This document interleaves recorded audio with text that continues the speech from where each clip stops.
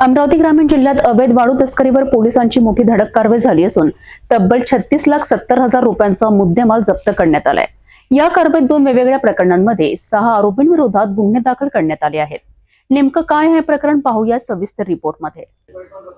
अमरावती जिल्ह्यात अवैध वाळू तस्करी रोखण्यासाठी पोलिसांनी मोठी मोहीम सुरू केली आहे।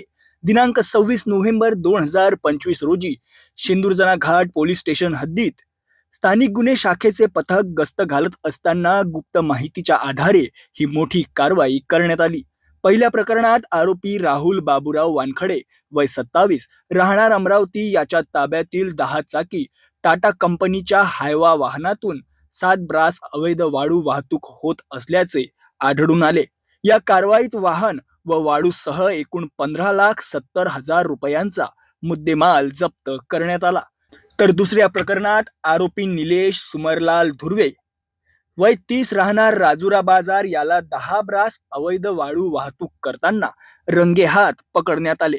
त्याच्याकडून वाहन व वाळूसह एकूण 21 लाख रुपयांचा माल जप्त करण्यात आला।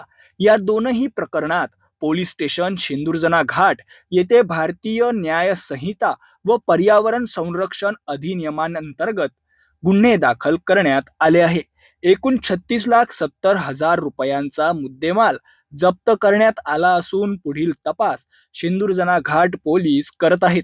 ही कारवाई पोलीस अधीक्षक विशाल आनंद, अप्पर पोलीस अधीक्षक पंकज कुमावत यांच्या मार्गदर्शनाखाली पोलीस निरीक्षक किरण वानखडे, पोलीस उपनिरीक्षक सागर हटवार तसेच पोलीस कर्मचारी यांच्या पथकाने यशस्वीरित्या पार पाडली।